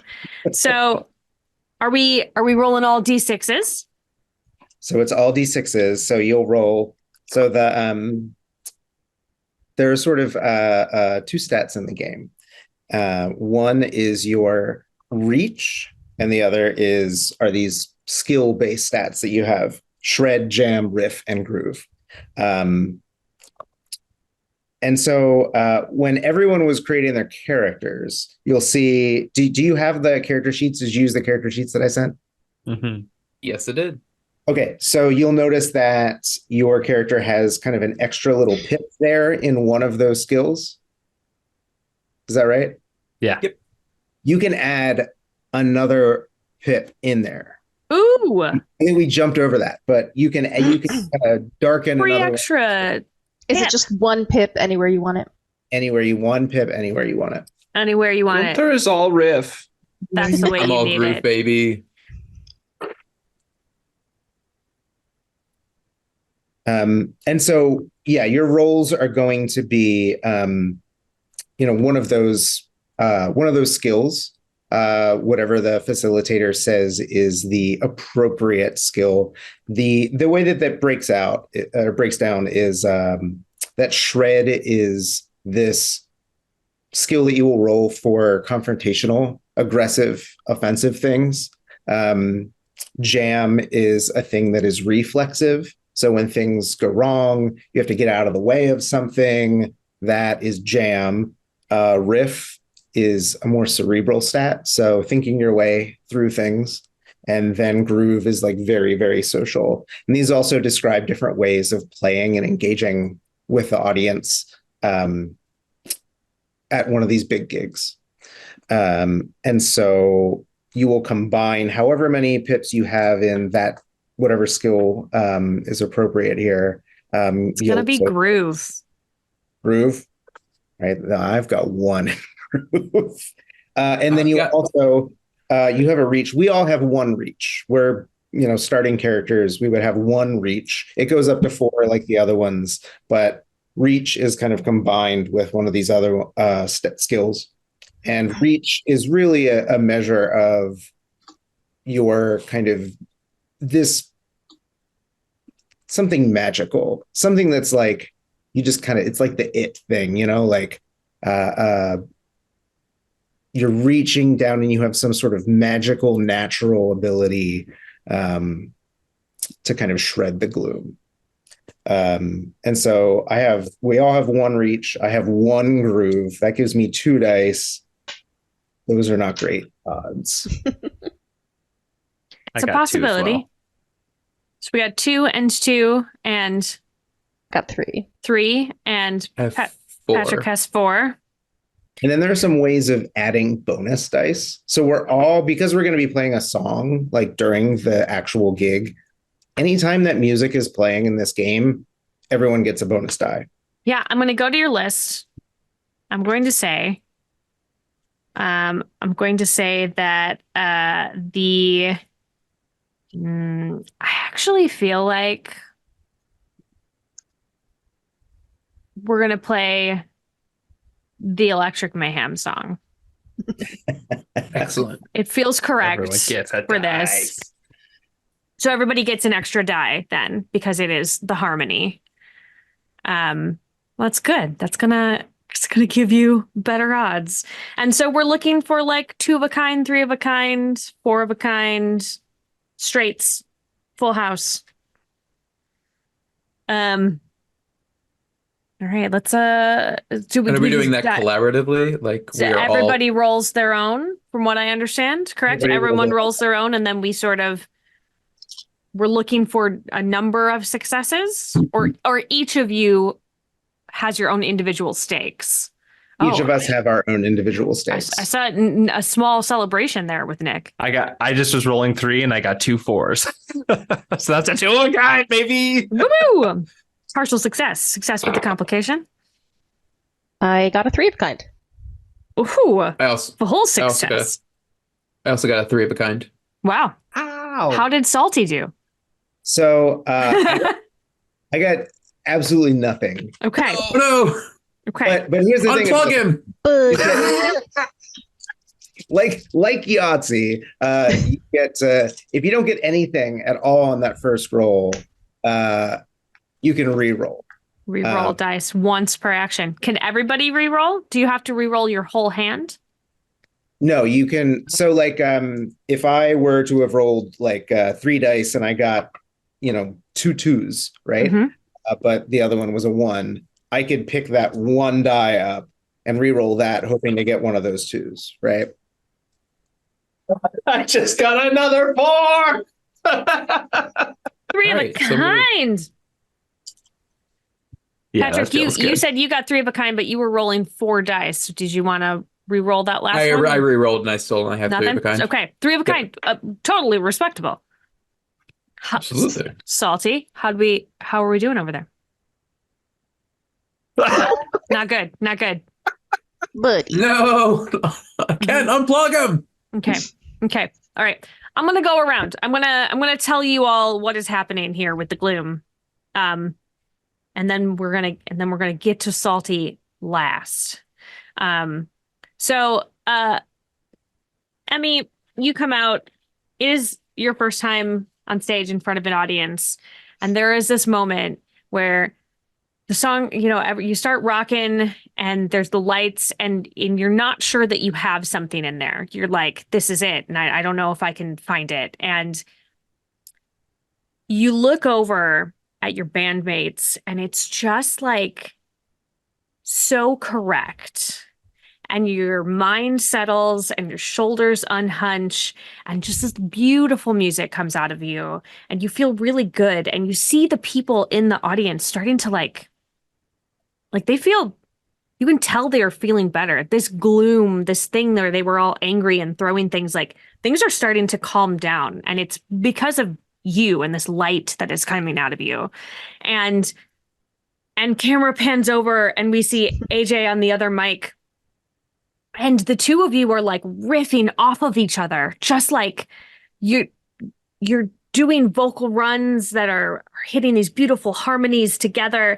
And man, AJ, your V is so deep. It's so deep and wonderful. And like the sequins are perfect. And the people in the front row are like, hell yeah. And that you see a guy like rip his shirt so that he has a V just like you. And like, there's a guy who doesn't have a shirt on and he like brings a marker out and he draws a V so that he's like, yeah. And he's like pointing at That's you the and pointing at energy we want. him and like, yeah.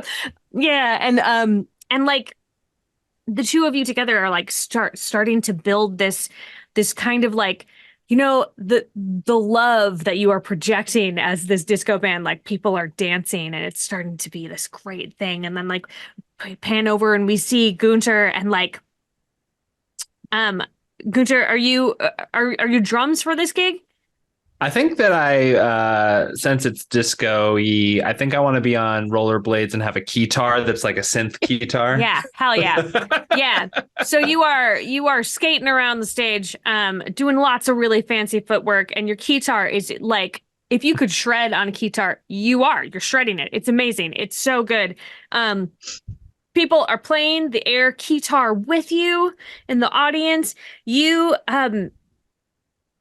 There's a line of folk on the bar.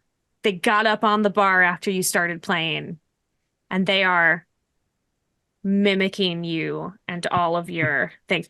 Some of them are very drunk. A few have fallen down. They're probably injured, but they are really happy about it. Really loving what's going on. And then the camera pans over to Salty. And Salty, you are just frozen because you're plugged in and you don't want to lose this instrument. And so you just, like a deer in headlights, you just like can't, you're just gripping the bass and you're too afraid to do anything. And your band is rallying around you. They're trying to like get you out there, but you just like, it's too important to you and you're too afraid that you're going to lose it and you just can't do anything. And there's somebody in the audience who definitely notices it. And it is the dude that you took this instrument from. He's here. That seems fair. And he locks eyes with you as the crowd is dancing around. And the crowd's moving. And at some point, the crowd moves in front of him. And when they go to the other side, he's gone. And you just know that he is waiting for you. You finish the set.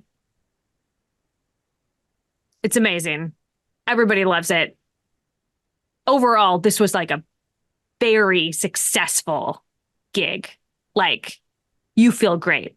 And you know that you're going to go and get in well, hold on. I want to make sure that I say the full name. The absolutely spectacular Ethel's Pleasure Cruise ship bagpipe class make and model. What a deal. Only 900 exclamation point. There we go. Yeah. And and the crowd is like chanting your names. I don't know how they did it so fast, but most of them are wearing Fractal Mimics t-shirts, which are dope. It's like a treasure chest that is just keeps turning in. It's very psychedelic, and it goes back in until it's a tiny little treasure chest in the middle. Lots of hearts. It's tie-dyed. They're all wearing heart sunglasses as well. Weirdly, who knew that they had these in there? You definitely should have been in on the merch selling, but someone else did it for you, and they made a lot of money. And you get yourself onto your ship, and you're getting ready to head off into into the gloom, right? Ready to go to the next place. And Salty is still just clutching his instrument, and he's been kind of in a daze this whole time. The door shuts behind you, and Ethel's voice comes on and says, "Should I get ready to move to the next gig?" Ethel, I'm so glad you asked. We did so well. We doubled money, $5 to $10. We can afford to get to next gig. Oh, it's actually we lost $2 because I got the champagne that spray everywhere. Your little little amp bot is like, yes, don't spray on me. That's bad. It's just kind of like, what? It was like champagne like pours out of my mouth because you shouldn't chug champagne because the bubbles will just explode out of your mouth. Shouldn't do that. And then he just sort of picks the amp bot up and like moves him out of the way. Puts him under the hair dryer. And the ghost walks right through Salty. Yeah, he's just standing there like a statue, like as if he was still on stage playing, not playing, just with an iron grip on this thing. In fact, when AJ breaks out the champagne, just doesn't even register. Just it's all over, sprayed all over him. Still standing there. Mr. Socks claws his way up and tries to get into your arms. The cloud around Salty is becoming a touch noxious. Mr. Socks starts hissing a little bit. And as you take off towards your next gig, the camera pulls way back, and another ship gets up behind, like turns its lights off, and then follows you out into the gloom. Hell yeah, groupies, let's go. Well, it's like the end of Ocean's 11. I love it. So I know what our merch should be, and it should be Deep V t-shirts. Deep V t-shirts with the I don't know where the logo on the back. Yeah, it would need logo to on go the on back. the back. Deep V. Or temporary tattoos with the logo and the Deep V t-shirts, so that you can. It'll stay in the same place, but it's exposed. All right, so I'm gonna say let's do a quick.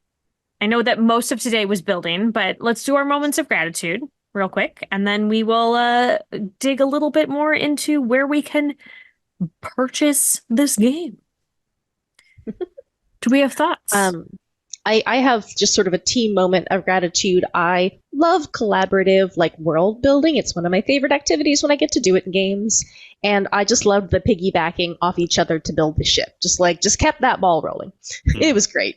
It was really good. I thought for sure that we were just going to get to a point where we were like, hey, it's been an hour and a half and we are still building the ship because it's dope. No, we're all Chaos Muppets. We can just keep that going. Yeah, for sure. I feel like Gunther is a very good glue and also a very good sort of a character that can help push the plot forward because he has so many problems. Um, Yeah. and I appreciate that. I appreciate a character that can like combine everybody, can work with everybody, but also is going to be the person we have to blame for a lot of stuff. Gunter is definitely a problem. I For sure. didn't expect Gunter to be the villain. No, You're the villain. we You're did the not say villain. No, He's he just is that definitely the guy. villain. You're just the problem. Yeah. Problem. But we love problems sometimes. Right. Yeah. Problems can be good for you. Could you imagine a tabletop RPG where all we do is roll and like be good at playing music? Lame. No. Lame. Bring the problems. I'm really grateful for everybody kind of allowing, like, going off of what you were saying, Deirdre, about like the piggybacking on off each other's stuff. My favorite games all have collaborative character creation stuff as well. And so I actually love mechanics where it's like building relationship stuff. So I just wanted to have the gratitude of everyone just saying like yes to each other. And we made this like weird little misfit band out of just like nothing. It was fun. It's good. It's good. Anything from you, Dustin? Yeah, it's so much for me. Obviously, I'm so just so grateful for y'all showing up tonight and playing this game that I created and having a good time. You're all amazing. I am really looking forward to doing this again. And Sarah, you're an incredible facilitator. This is what is this? Third time that I've had the chance to be on that. You're very good at this. I greatly appreciate. I saw you planting those seeds of like, oh, we're gonna get to these later on. There's gonna be somebody that's coming after you for this guitar. I love it. Yeah, just kind of like, teasing out that plot. I really liked that. That was fun. Yeah, I just like love to be able to take little pieces of what one of my favorite things to do as a GM is to take all the things that my players say in what they think is a throwaway fashion and just be like, but you said, remember? You said that thing you didn't think was gonna come back to bite you. I was paying attention.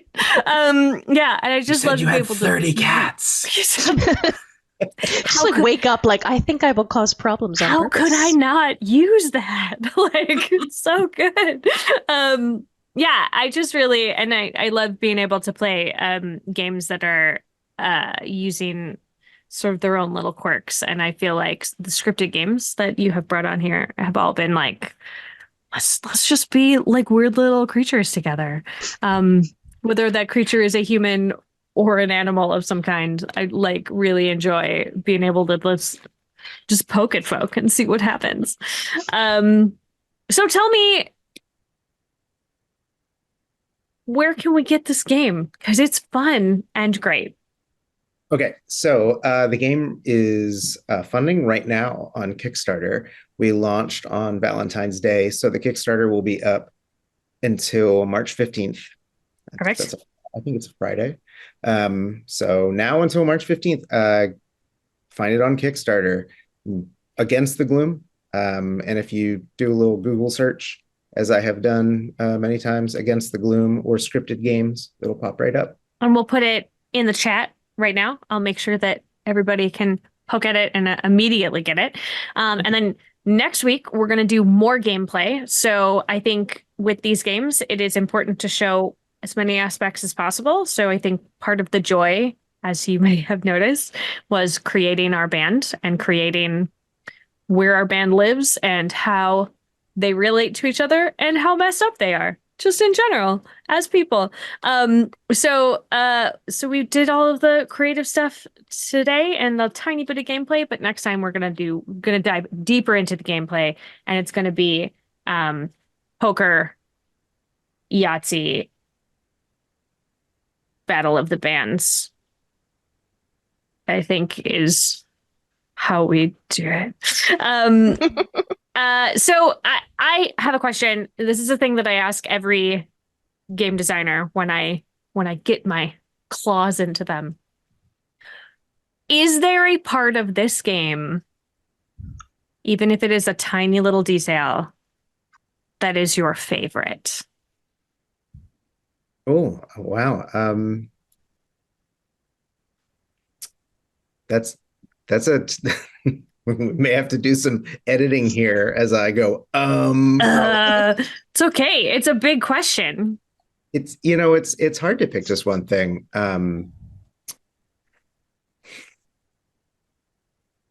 When I started creating this game, the first thing that I started with was the setting itself, was the gloom. Mm-hmm. Was this idea of just being surrounded on all sides by despair and frustration and dark stuff. And I think that the things that I really like about this game the most is just seeing how naturally the tone of the game comes through, and that really every game that we have played of this so far has the tone has been right. Like, it has given the fun, reaffirming, supportive kind of gameplay experience that I was really hoping that this game would give folks, where we create these zany characters, and sometimes like really flawed characters, and we have this chance to become a found family, and just how quickly that happened here tonight, like with everyone, just the relationship. So ultimately, I guess what I'm saying is probably those relationship questions, as a way of saying it's not just you meet in a tavern. Mm-hmm. It's not just in media res. Okay, you're doing the thing. It's okay. We're gonna have you do the thing in a minute, but how are you all connected? How did you all meet? How did you all do it? And I'm just so delighted every single time we do it, because it's always such an interesting constellation. That is like a really sweet, delightful answer, and I really love it. Thank you. I would have also accepted like something very silly. I like the shipbuilding. The Yeah, shipbuilding. I like ships. You're like also good. That's excellent. I also always ask, what was the part that gave you the most trouble?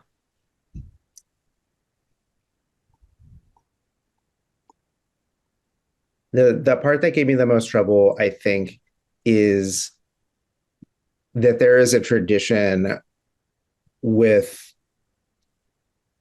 tabletop role-playing games where there are, most of them, it's, I hit it with my axe, right? Like, I kick in the door. Sure.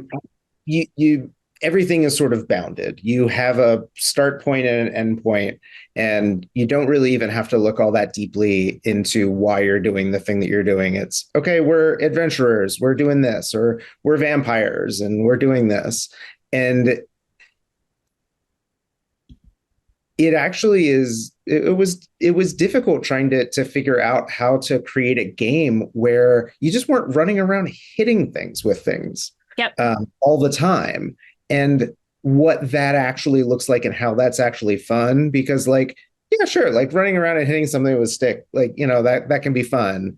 It's kind of instant gratification, but you don't get the same thing with this kind of game where you're talking about creation and you're talking about kind of forming a group and holding it together. And so, yeah, it was difficult trying to come up with mechanics and phases of play and a rhythm to the game, that felt like it was, just as instantly kind of entertaining as, that other kind of game would have been. That's great. I mean, I gravitate towards games that are not really heavily combat oriented. Like, Yeah. I just think in my real life, I try real hard to not get into combative situations. So like, I definitely don't want to put myself in there when I'm trying to like have a good time and relax most of the time. So I totally understand your struggle of like, I want to make sure that this game is dynamic without having it be about slapping folk all Yeah, the time. well, and it's also a little bit about you know, the looking at the looking at role playing games as a medium, right? In that, even in games where like in D&D, where we were totally all in and we were really loving the confrontations and the combat, it was a lot of waiting around, or it was a lot of like kind of just grinding somebody down to 0 hit points. And I just don't know that the medium's fine when it's applied to something like that, but something like a video game, something like, Baldur's Gate or Dark Souls, I feel like that's a much better medium for those kinds of immediate, like boom, boom, boom kind of confrontations. Yeah. And I think to have a game that is like super focused on that kind of ignores the possibilities within this medium, within this art form, for doing different things that the art form is actually good at. Yeah, that's cool. I love that. So you've had Battle of the Bards, and now you've got this. Mm-hmm. In what way did these games bring music like more to the forefront of your creative process? Oh, well, it happened during the pandemic. Like, I'm gonna like throw this question back on everybody else, because a thing that I kind of, and it didn't happen when I was stuck at home, when we were all stuck at home during the pandemic. It didn't happen that way for me. It kind of happened after, when I started to think about like actually the things that I didn't do when I had all the time in the world, to like kind of devote, when I was like, I had a lot of time on my hands. Like, some people learned how to make sourdough bread. Other people, like, everybody found something that they, learned how to do. And the thing that I didn't actually learn that a lot of people did was pick up an instrument, or pick up an instrument that they hadn't played in a while. And I started to think about it because I heard that all the time. And then I started, like, the bug got me. And I was like, well, I want to get back to music, because I used to play it when I was younger and I really miss it. And I'm a huge fan of music. I love music. I'm a big music history nerd, but I hadn't played anything in a while. And so that's where all that was coming from. Deidre was this sort of thing that was clawing to get out inside of that was like, no, pick something back up and enjoy this again. But then obviously I wasn't content to just to do it easy, to just pick up how to play. I had to make games out of it, right? So yeah, but that's just kind of what I'm vibing with right now. I have a question for everyone's character for next session.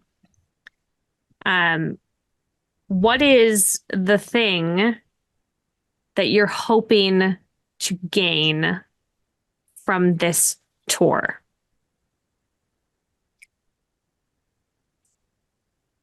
Confidence.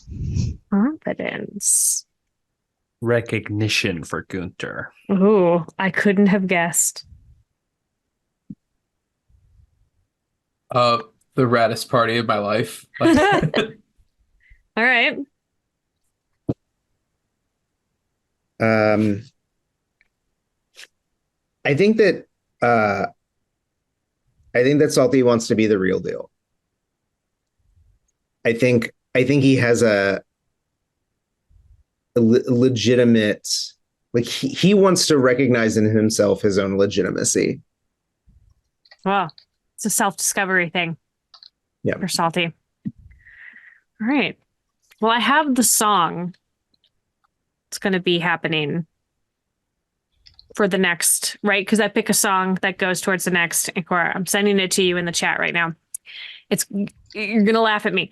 But this is a song that I play when I need to like pump myself up to do a thing. And it is the theme song for the reboot for She-Ra and the Princesses of Power. Excellent. A+ gold star. Yeah, I actually can tell how my mental state is doing if I cry when it comes on in the car. I'm like, oh, I'm perhaps overwrought because I am crying in the middle of this song. But it is such a good get off your ass motivator. And I feel like I could do anything when it is playing, including kill giant robots. I don't know why that is a thing that pops into my brain, but it does. So that is the song that we are going to be building the next floating island that we are going to, the next Ancora, that we will do via group chatting in our thread. And I probably we'll talk about it in the next session, obviously, when we get there. But I think probably I might throw that all up on the on my Ko-Fi if people wanted to read it.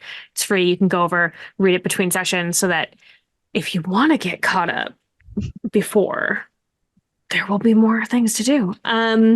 I would love to go around one more time and you can tell everybody where we can find you on the internet and if you have anything coming up. I'm going to start with Patrick. Hey, yeah, so I'm a lead singer of Bard City, a tabletop RPG themed folk rock band. And if you want to look for us on Instagram or TikTok, you can look up bardcity.band and find us on Spotify or any of the streaming services. Excellent. Nick Gunther. Hi, everyone. So you can find Tabletopped podcasts on any podcatcher that you have or use. Right now, we're actually doing this week that this came out is going to be our second anniversary specials. So we have 2 mailbag episodes and an interview with me from one of my co-hosts this Wednesday. You can also hear a interview that Dustin and I did with Patrick as well the week before. So there's a lot of good stuff over there on the feed. If you want to find us on social medias, you can go to Twitter or X or whatever and at Tabletopped, and we have a link tree to all of our non-Twitter stuff. Cool. Deidre? So I have the handle Deidre Dykes in the desiccated husk of what was once Twitter, and Blue Sky and Instagram for mostly bird stuff, but occasionally writing and gaming. Mostly bird stuff, but not about how she's a bunch of birds in a trench coat. That's still a secret. Trade secret. I think the secret is how many there are. I've done the math and I know exactly how many by volume and by weight. Sure, but we don't want to tell anybody. I'm not telling you. No, it's a secret. Of course, this is like one of those things like in middle school where they're like, guess how many jelly beans in the jar and you could win all the jelly beans. Deidre is looking for the person that can work out how many birds she actually is in a trench coat. Dustin, where can we find you? I am Dustin Patrick Winter, and you can find me on social media at Never Say Dustin on most things. And you can find Against the Gloom on Kickstarter until March 15th. And then you can find our small press, Scryptid Games, at scriptedgames.com. Yay. And you should back this game, and you should buy their other games because they're all great. I'm Sarah Moore. You can find me all over the internet at Pixies and Pins. My website is pixiesandpins.com. And I'm here on Gen Con TV every Friday night at 5 p.m. Pacific for Sarah's Table. Next week, we're going to be doing another episode of Against the Gloom. And then we are doing an episode of Strange Hollow, which is a 5e setting. It's maybe the first time I'm ever playing D&D on this show, mostly because it is a very particular setting that a friend of mine, Brian C.P. Steele, is working on. So we're going to go check that out. And then And then I'll be at GaryCon. So if anybody's going to be there, come and find me and say hi. I'm going to be hanging out and doing a panel about being a femme presenting person in the gaming industry. And I'm just going to be around. You can buy me a beer or bacon, preferably bacon, if you have the option to do that. But later on, I'm going to be at Gen Con, and very, very soon, we are in the process. Printing takes forever, proofing takes forever, but the game that I helped create, the Crowned RPG, is going to be released to the public like as soon as we can get it back from the printer. So soon. And when that happens, we're going to do an arc here on Sarah's table. So come back and join me for that. I would like to thank all of you so much for being here at my table today. It was a true joy, and I love getting to experience new games. So Dustin, thank you so much for making this game. It's really fun. Thank you so much. Really appreciate it. And thank you to my team at Gen Con TV, Peter Atkinson, for giving me this platform and trusting me to program it with whatever I want. Just don't tell them that I'm just having a good time and that I don't know what I'm doing.